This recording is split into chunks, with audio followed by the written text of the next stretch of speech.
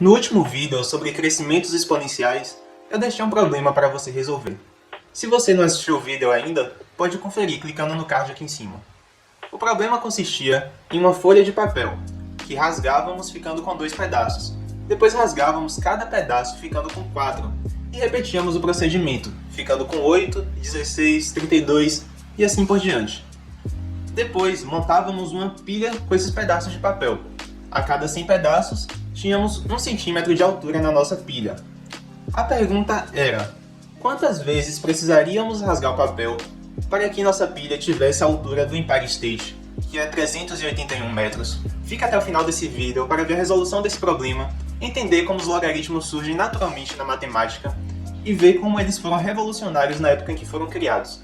Seja bem-vinda, seja bem-vindo à matemática além dos números.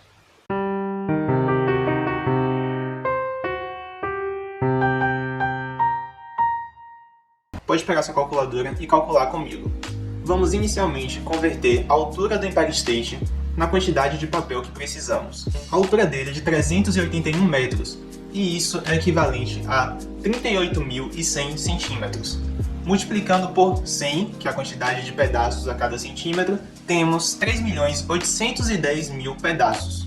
Como você viu no vídeo anterior, a quantidade de papel obedece à função 2 elevado a x. Então temos que 2 elevado a x é igual a 3.810.000, que em português significa: quantas vezes temos que rasgar o papel para que tenhamos 3.810.000 pedaços? Perceba que temos aqui uma operação inversa, similar ao que acontece na adição ou na multiplicação. Pense no exemplo de 2x é igual a 6. Para resolver essa equação, precisamos dividir 6 por 2. Dizemos então que a operação inversa da multiplicação é a divisão. Da mesma forma, o logaritmo surge como operação inversa da exponenciação.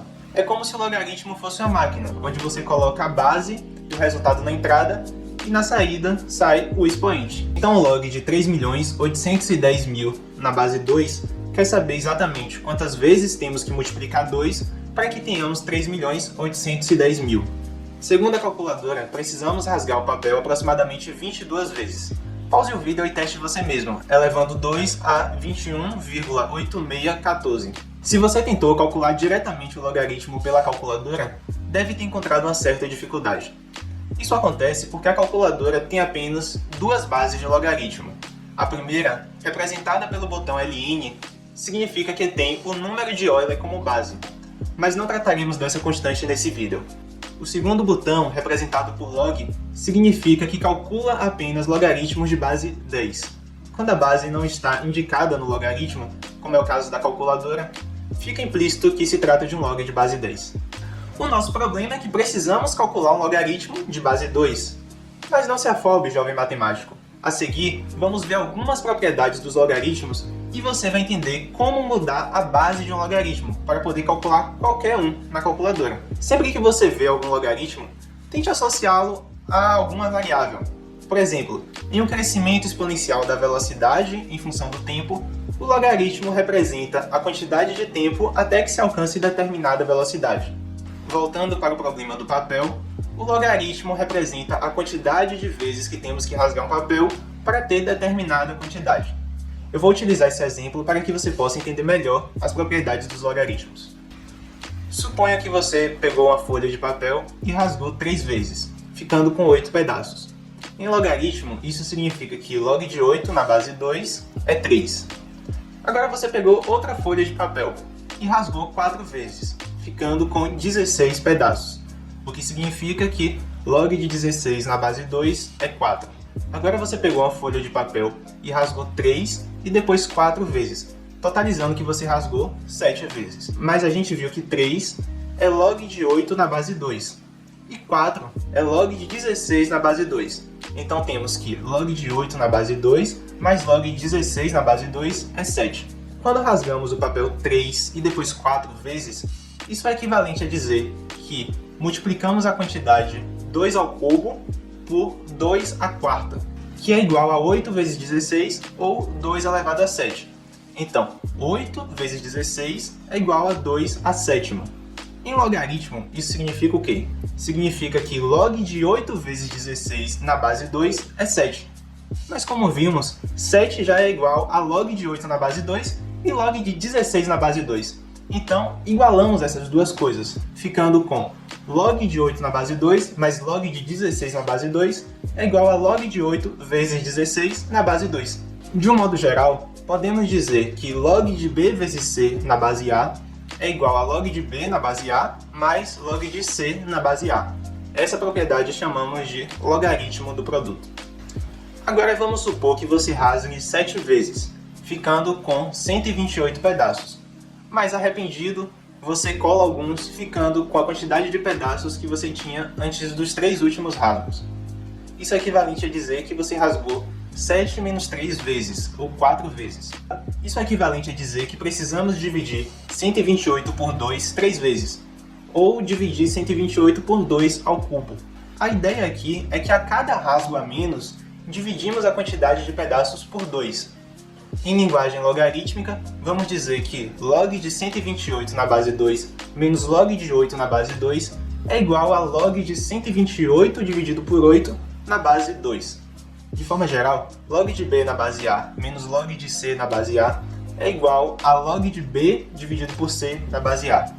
Essa propriedade chamamos de logaritmo do quociente. E se você quiser saber quantas vezes precisamos rasgar o papel para ter 4 ao cubo pedaços, isso é basicamente calcular o logaritmo de 4 ao cubo na base 2, que é log de 4 vezes 4 vezes 4 na base 2. Mas pela propriedade do logaritmo do produto, temos que isso vai virar uma soma de logaritmos de 4 na base 2. Teremos 3 termos somando, ou seja, 3 vezes log de 4 na base 2.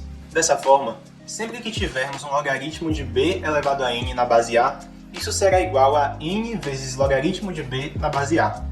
Essa propriedade tem o nome de logaritmo da potência. Pode não parecer muito útil saber essas propriedades, mas elas são o que torna o logaritmo algo tão revolucionário.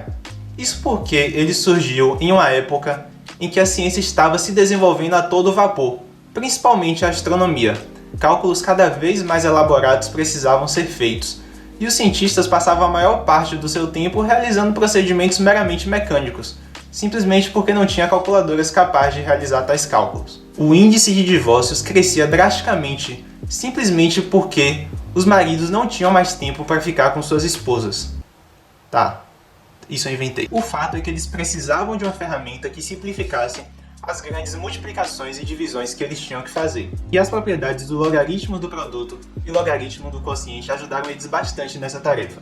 Isso porque, com elas, é possível transformar uma conta de multiplicação em uma conta de soma, e uma conta de divisão em uma conta de subtração. Se você quisesse calcular 126 vezes 157, por exemplo, você poderia dizer que log de 126 vezes 157 é igual a log de 126 mais log de 157, transformando um problema de multiplicação em um problema de soma. Mas professor, como eu vou saber o log de 126 e o log de 157? Para isso eles consultavam a tabela chamada tábua de logaritmos, onde eles poderiam consultar o logaritmo de diversos números em uma base específica. Você iria verificar que log de 126 é igual a 2,1003 e log de 157 é 2,1959. Então você soma os dois, tendo como resultado que log de 126 vezes 157 é 4,2962. Assim, basta procurar na tabela qual número tem um log de 4,2962. Você iria achar que o log de 19.782 tem esse valor. Portanto, o resultado da nossa multiplicação é 19.782. Professor, e essa tabela surgiu tipo os 10 mandamentos? Deus soprou do ouvido de algum matemático? Claro que não, pô! Algumas pessoas tiveram que se sacrificar para pôr em prática esse enorme empreendimento. Mas a graça é que os cálculos seriam feitos apenas uma vez, e evitaria que grandes gênios da matemática passassem metade da sua vida realizando cálculos de multiplicação. E afinal de contas, é para isso que servem os estagiários, não? Brincadeirinha. Mas professor, hoje a gente tem calculadora. Para que vamos usar isso? Olha, se você for estudar matemática pensando onde vai utilizá-la, você já começou errado. Pense na beleza de transformar algo complexo em algo simples, A felicidade que essas pessoas devem ter sentido em não precisar mais passar metade das suas vidas fazendo cálculo de multiplicação e divisão. Tá, o logaritmo não tem mais tanta utilidade como ferramenta para facilitar o cálculo, porque hoje temos as calculadoras. Mas ele está presente em nosso cotidiano muito mais do que imaginamos. Para calcular, por exemplo, o tempo que a radiação fica no ar, utilizamos logaritmo. Para calcular a acidez de uma amostra, também utilizamos logaritmo. E adivinha? Os nossos ouvidos percebem um som em logaritmo. Em breve farei um vídeo das escalas logarítmicas, onde você poderá ver um pouco dessas aplicações. Portanto, se inscreva no canal para acompanhar os próximos vídeos. Agora, como prometido, vou mostrar como fazemos para mudar a base de um logaritmo. Isso sim será muito útil, jovem matemático, porque nossas calculadoras só entendem logaritmos de duas bases, a base com a constante de Euler e a base 10. Além disso, todas as propriedades que vimos aqui só funcionam com logaritmos de mesma base. Muita atenção com isso. Não sei se você percebeu, mas eu não fiz nenhuma demonstração matemática das propriedades anteriores. Eu fiz isso para que você se familiarizasse com a ideia de logaritmo. Mas agora que você já está praticamente um Jedi, vamos provar a mudança de base a partir de uma demonstração matemática. Suponha que você tem 3 logaritmos. X, que é log de b na base A, y, que é log de b na base C, e z, que é log de a na base C. Pela definição de logaritmo, temos que a elevado a x é igual a b, c elevado a y é igual a b, e c elevado a z é igual a a. Como a elevado a x é b e c elevado a y também é b, então podemos igualar a elevado a x com c elevado a y, mais a é igual a c elevado a z. Então, nessa equação, substituímos a por c elevado a z. Temos então que c elevado a z vezes x é igual a c elevado a y. E, portanto, z vezes x é igual a y. Isolando x, ficamos com x igual a y sobre z. Substituindo pelos valores da nossa hipótese, concluímos que log de b na base A é igual a log de b na base C dividido por log de A na base C. Agora que sabemos como mudar a nossa base do logaritmo, vamos calcular log de 17 na base 2 na nossa calculadora. Como a calculadora só entende log de base 10, precisamos mudar a nossa base. Ou seja, log de 17 na base 2 vai ser igual a log de 17 na base 10 dividido por log de 2 na base 10. O resultado é 4,0875. Já tá dormindo? Ô, professor, me desculpa. É porque você começou a falar no alfabeto e me deu Alfabeto? Isso aqui é uma demonstração matemática. Foi mal aí, pode continuar. Não. Por hoje já deu. Pra mim chega.